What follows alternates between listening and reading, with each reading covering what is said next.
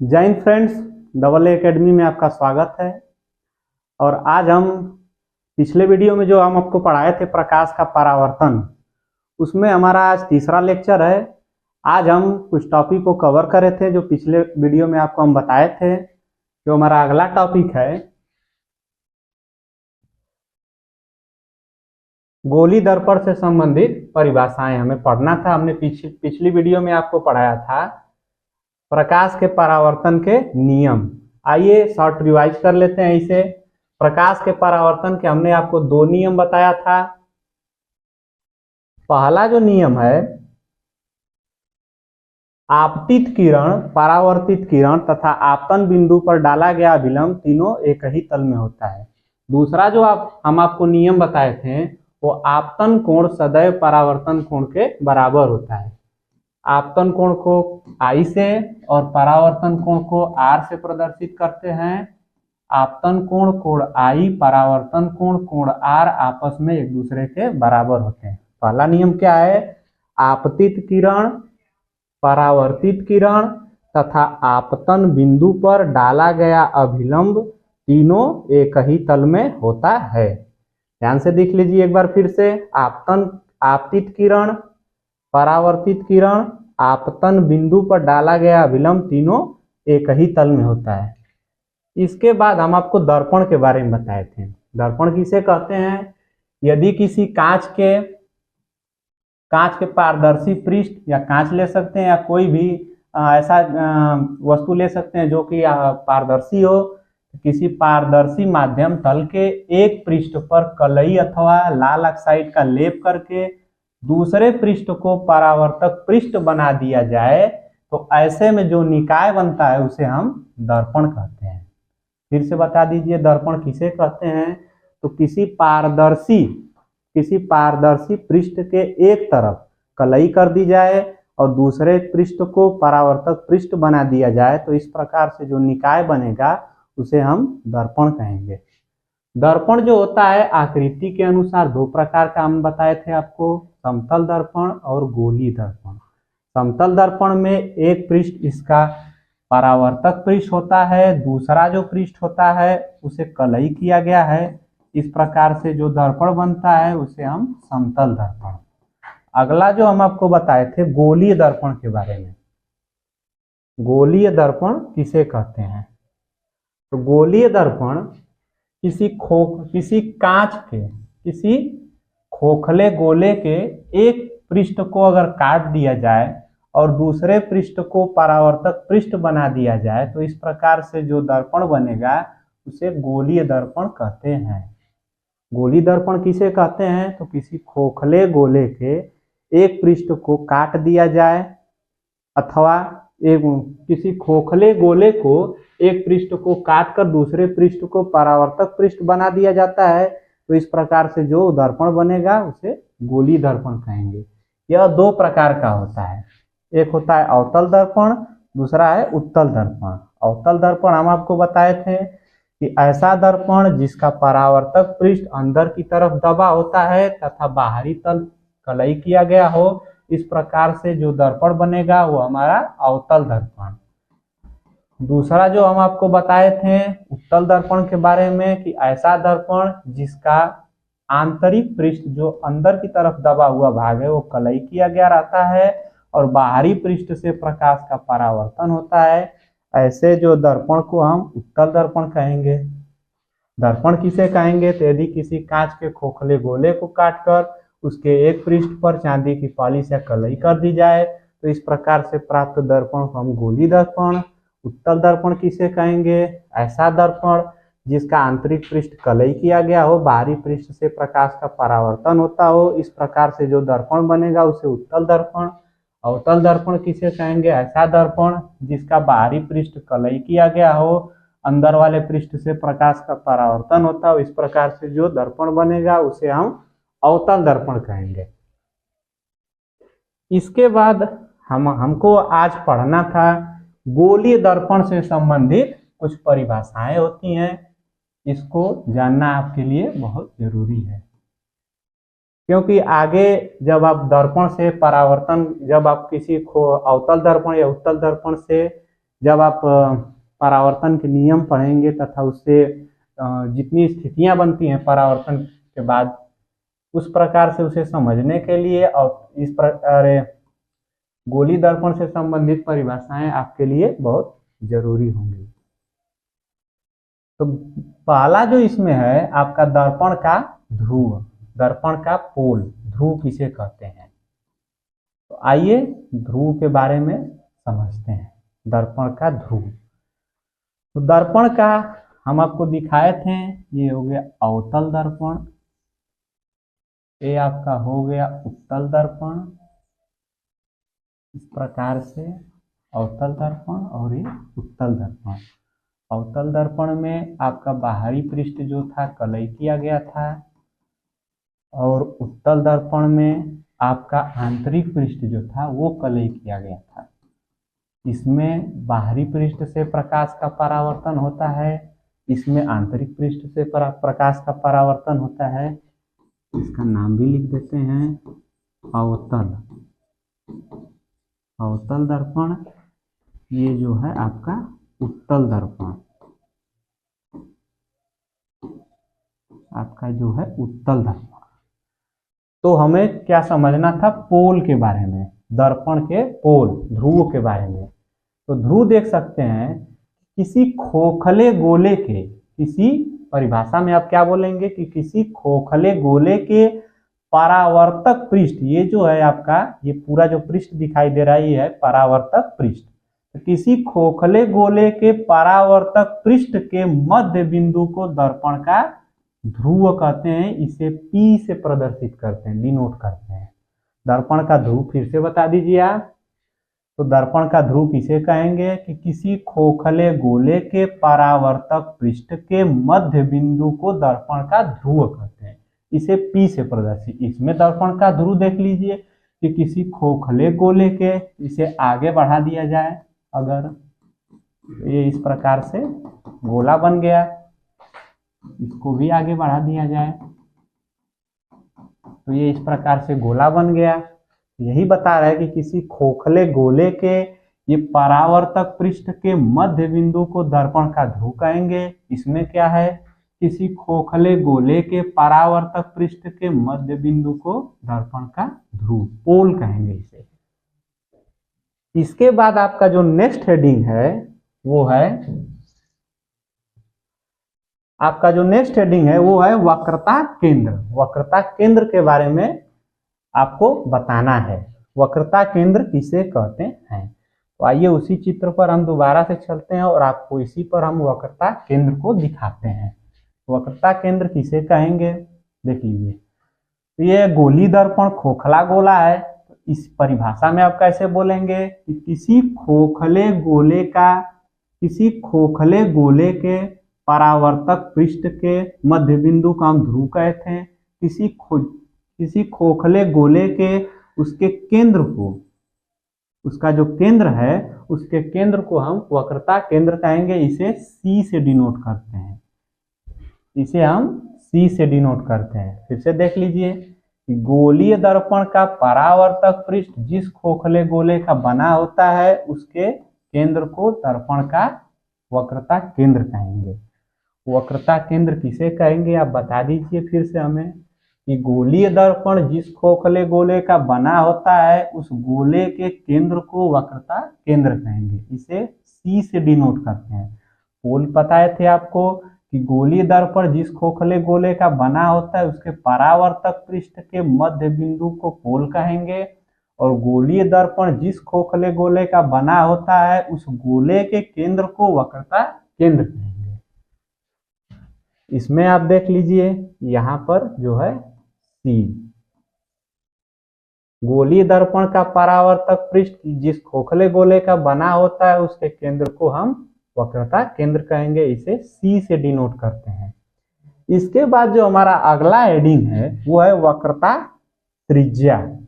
वक्रता त्रिज्या किसे कहेंगे, तो वक्रता त्रिज्या देखने के लिए फिर से इसी पेज पर आते हैं और इसी पर हम आपको वक्रता त्रिज्या दिखाते हैं कि गोलीय दर्पण, ये देख लीजिए, गोलीय दर्पण जिस खोखले गोले का बना होता है उस गोले के त्रिज्या को हम वक्रता त्रिज्या कहेंगे।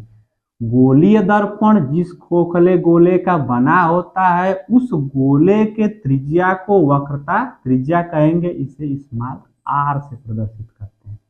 ये देख लीजिए, ये आपका केंद्र है, केंद्र से ये ध्रुव तक जो मिलाने वाली ये रेखा है यही आपकी वक्रता त्रिज्या है, वक्रता त्रिज्या आर।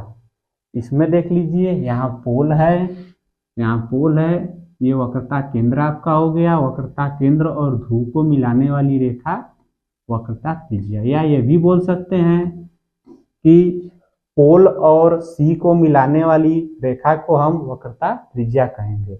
परिभाषा में कैसे लिखेंगे इसको कि गोलीय दर्पण जिस खोखले गोले का बना होता है उस गोले के त्रिज्या को वक्रता त्रिज्या। वक्रता केंद्र गोलीय दर्पण जिस खोखले गोले का बना होता है उसके केंद्र को वक्रता केंद्र। गोलीय दर्पण जिस खोखले गोले का बना होता है उसके परावर्तक पृष्ठ के मध्य बिंदु को दर्पण का ध्रुव पोल कहेंगे। इसके बाद हमारा जो नेक्स्ट टॉपिक है वो है आपका मुख्य अक्ष। मुख्य अक्ष किसे कहेंगे? मुख्य अक्ष का परिभाषित कीजिए। आपको बोर्ड परीक्षा में आ सकता है मुख्य अक्ष किसे कहेंगे और इसे प्रदर्शित करिए चित्र दिखाकर। तो आप इसी प्रकार से करेंगे। मुख्य अक्ष, मुख्य अक्ष गोलीय दर्पण जिस खोखले गोले का बना है उसके केंद्र सी वक्रता केंद्र और उसके ध्रुव पी पोल को मिलाने वाली सीधी रेखा को हम मुख्य अक्ष कहेंगे। गोलीय दर्पण जिस खोखले गोले का बना है उसके वक्रता केंद्र और ध्रुव को मिलाने वाली रेखा को हम मुख्य अक्ष कहेंगे। देख लीजिए, गोलीय दर्पण के ध्रुव पी तथा वक्रता केंद्र सी को मिलाने वाली सीधी रेखा को गोलीय दर्पण का मुख्य अक्ष कहते हैं। फिर से एक बार सारी चीजों को हम दोबारा से देख लेते हैं। पहले हमने पढ़ा पोल के बारे में, ध्रुव के बारे में, फिर वक्रता केंद्र के बारे में, फिर वक्रता त्रिज्या, उसके बाद हम पढ़े मुख्य अक्ष। ये आपका जो सीधा रेखा जा रहा है वो है मुख्य अक्ष, मुख्य अक्ष। अब एक बार में सारी चीजों को देखते हैं कि गोलीय दर्पण जिस खोखले गोले का बना है उसके परावर्तक पृष्ठ के मध्य बिंदु को पोल कहेंगे ध्रुव। गोलीय दर्पण जिस खोखले गोले का बना है उस गोले के त्रिज्या को वक्रता त्रिज्या। गोलीय दर्पण जिस खोखले गोले का बना है उस गोले के त्रिज्या को वक्रता त्रिज्या, उसके केंद्र को वक्रता केंद्र और वक्रता केंद्र और ध्रुव से होकर जाने वाली रेखा को सीधी रेखा को मुख्य अक्ष कहेंगे। ठीक है। इसी प्रकार से अवतल दर्पण में होता है, इस प्रकार से उत्तल दर्पण में भी सेम है। बस इसमें यह है कि आपका परावर्तक पृष्ठ अंदर की तरफ होता है तो ये सारी चीजें अंदर रहेंगी, ये परावर्तक पृष्ठ बाहर रहेगा। तो इसमें जो चाप का चित्र बनता है वो आपका आभासी बनता है, इसलिए इन सब चीजों को हम अंदर की तरफ दिखाएंगे। अगला जो हमारा टॉपिक है दर्पण का द्वारक। दर्पण का द्वारक होता है। दर्पण का द्वारक किसे कहेंगे कि गोलीय दर्पण के परावर्तक पृष्ठ के व्यास को दर्पण का द्वारक कहते हैं। वहां पर त्रिज्या को बोले थे वक्रता त्रिज्या, इसी प्रकार से व्यास को हम क्या बोलेंगे? दर्पण का द्वारक। जिस प्रकार से वक्रता त्रिज्या को हम बोले थे कि गोलीय दर्पण जिस खोखले गोले का बना होता है उसकी उस गोले के त्रिज्या को वक्रता त्रिज्या तथा उसके व्यास को हम दर्पण का द्वारक कहेंगे। अब उसके बाद हमारा जो नेक्स्ट टॉपिक है वो है मुख्य फोकस। मुख्य फोकस क्या होता है?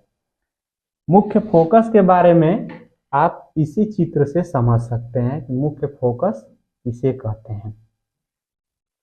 तो मुख्य फोकस कहेंगे कि ये मुख्य अक्ष के समांतर जाने वाली प्रकाश की किरणें, ये मुख्य अक्ष के समांतर जाने वाली प्रकाश किरणें परावर्तन के पश्चात जिस बिंदु से जाती हुई ये वास्तव में जा रही हैं अवतल दर्पण में या जिस बिंदु से आती हुई, जाती हुई या आती हुई प्रतीत होती हैं, उस बिंदु को हम मुख्य अक्ष कहेंगे। यानी कि देख लीजिए, ये मुख्य अक्ष है। मुख्य अक्ष के समांतर जाने वाली प्रकाश किरणें परावर्तन के पश्चात जिस बिंदु से जाती हुई प्रतीत होती है या जाती हैं, तो उस बिंदु को हम मुख्य फोकस, इसे एफ से प्रदर्शित करते हैं। मुख्य फोकस किसे कहेंगे? तो मुख्य अक्ष के समांतर जाने वाली प्रकाश की किरणें मुख्य परावर्तन के पश्चात जिस बिंदु से जाती हुई प्रतीत होती है, उस बिंदु को अगर हम इस रेखा को आगे बढ़ाएंगे तो ये कहीं ना कहीं काटेगी। यहाँ पर इसी बिंदु को हम फोकस, मुख्य फोकस या फोकस का नाम देते हैं। आइए फिर से सारी चीजों को समझ लेते हैं एक बार। पहले हमने पढ़ा पोल के बारे में, फिर इसके बाद वक्रता केंद्र के बारे में, फिर इसके बाद हम पढ़े वक्रता त्रिज्या के बारे में, फिर उसके बाद मुख्य अक्ष के बारे में, इसके बाद हम पढ़े मुख्य फोकस और दर्पण का द्वारक। इन सब चीजों को आप एक बार दोबारा से देख लीजिए। आइए, तो पोल किसे कहेंगे? गोली दर्पण जिस खोखले गोले का बना है उसके परावर्तक पृष्ठ के मध्य बिंदु को दर्पण का ध्रुव कहते हैं। गोली दर्पण जिस खोखले गोले का बना है उसके परावर्तक पृष्ठ के मध्य बिंदु को दर्पण का ध्रुव कहेंगे। और उसके बाद वक्रता त्रिज्या, गोली दर्पण जिस खोखले गोले का बना है उस गोले के त्रिज्या को वक्रता त्रिज्या, उस गोले के केंद्र को वक्रता केंद्र, और उसके बाद इसके व्यास को दर्पण का द्वारक कहेंगे। उसके बाद मुख्य अक्ष किसे कहेंगे? तो ये सी वक्रता केंद्र और पी पोल को मिलाने वाली सीधी रेखा को मुख्य अक्ष कहेंगे। और उसके बाद फोकस किसे कहेंगे? तो मुख्य अक्ष के समांतर जाने वाली प्रकाश किरणें परावर्तन के पश्चात जिस बिंदु से जाती है उस बिंदु को हम फोकस कहेंगे। इसके बाद हमारा है, इस चित्र से भी आप देख सकते हैं कि यहाँ पर ये दर्पण का ध्रुव हो गया, ये गोली दर्पण की वक्रता त्रिज्या हो गया, ये आपका जो सीधा रेखा जा रहा है ये मुख्य अक्ष हो गया, ये दर्पण का द्वारक, इसे दर्पण का द्वारक कहेंगे, इसे वक्रता त्रिज्या कहेंगे, इसे वक्रता त्रिज्या आर कहेंगे। और मुख्य अक्ष के समांतर अगर कोई किरण डाली गई और इसके बाद परावर्तन के पश्चात जिस बिंदु से जाती है उस बिंदु को हम फोकस का नाम देते हैं। अब इसके बाद हमारा जो नेक्स्ट टॉपिक है वो है फोकस दूरी। फोकस दूरी किसे कहते हैं? हमारा जो नेक्स्ट टॉपिक है वो है फोकस दूरी। चलिए फ्रेंड्स, फोकस दूरी को हम समझते हैं। जो हमारा नेक्स्ट टॉपिक है इसको भी हम इसी पर समझ लेते हैं, फोकस दूरी किसे कहते हैं। तो फोकस दूरी को हम कहेंगे कि दर्पण के पोल और जो फोकस के बीच की जो दूरी है इसी को हम फोकस दूरी नाम देते हैं। इसे स्मॉल एफ से प्रदर्शित करते हैं। देख लीजिए, गोलीय दर्पण के ध्रुव पोल तथा मुख्य फोकस के बीच की दूरी को दर्पण का फोकस दूरी कहते हैं। गोलीय दर्पण के ध्रुव पोल के और जो आपका फोकस है, मुख्य फोकस है, उसके बीच की दूरी को हम क्या कहेंगे? फोकस दूरी। उसके बाद जो है हमारा अगला हेडिंग है फोकस तल। फोकस तल किसे कहेंगे? कि वह तल जो मुख्य फोकस से गुजरता है। मुख्य फोकस के बारे में हमने आपको बताया था कि मुख्य अक्ष के समांतर जाने वाली प्रकाश की किरणें परावर्तन के पश्चात जिस बिंदु से जाती है उसे मुख्य फोकस कहते हैं। ये बोल रहा है कि वह तल जो मुख्य फोकस से गुजरता है तथा मुख्य अक्ष के लंबवत होता है उसे हम फोकस तल कहते हैं। मुख्य फोकस से गुजरेगा और मुख्य अक्ष के लंबवत, मुख्य फोकस और मुख्य अक्ष के जो लंबवत, यानी कि ये वाला, ये आपका मुख्य अक्ष हो गया, इसके लंबवत है, और मुख्य फोकस के फोकस से जो गुजरेगा तथा मुख्य अक्ष के लंबवत होगा, इसी को हम क्या कहेंगे, आपका फोकस तल।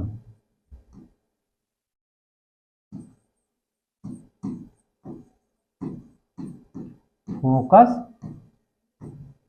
तल। तो हमने क्या क्या चीजें पढ़ लिया, हमने फोकस पढ़ा, फोकस के बारे में, पोल के बारे में, ये आपको फोकस दूरी, वक्रता त्रिज्या, वक्रता केंद्र, मुख्य अक्ष, और इसके बाद जो हमें पढ़ना है वो है प्रकाश किरण। अगला जो हमारा टॉपिक होगा वो होगा प्रकाश की किरण। इन सब चीजों को एक बार दोबारा से आप समझ लीजिए कि पोल किसे कहेंगे, गोलीय दर्पण। ये गोलीय दर्पण जिस खोखले गोले का बना होता है, इसके परावर्तक पृष्ठ के मध्य बिंदु को दर्पण का पोल कहेंगे। इसके बाद हमने पढ़ा वक्रता त्रिज्या। वक्रता त्रिज्या किसे कहेंगे, गोलीय दर्पण जिस खोखले गोले का बना होता है उसके केंद्र को वक्रता केंद्र और उसके त्रिज्या को वक्रता त्रिज्या कहेंगे। वक्रता त्रिज्या और पोल से होकर जाने वाली ये सीधी रेखा जो है वो मुख्य अक्ष कहलाती है। इसके बाद मुख्य अक्ष के समांतर जाने वाली प्रकाश किरण जिस बिंदु से जाएगी इसे फोकस कहेंगे, और ये फोकस और पोल के बीच की दूरी को ये फोकस दूरी कहेंगे। तो आज के लिए दोस्तों बस इतना ही रहने देते हैं। अगला जो हमारा टॉपिक रहेगा वो होगा प्रकाश किरण। अगले जो वीडियो में हम समझेंगे प्रकाश के किरण के बारे में। तो आज के लिए बस इतना ही, मिलते हैं जल्द ही नेक्स्ट वीडियो में आपका नेक्स्ट टॉपिक के साथ। आप हमारे AA एकेडमी चैनल को सब्सक्राइब कीजिए, लाइक कीजिए, शेयर कीजिए और बहुत सारा प्यार आशीर्वाद दीजिए ताकि हमें भी मोटिवेशन मिलता रहे। धन्यवाद।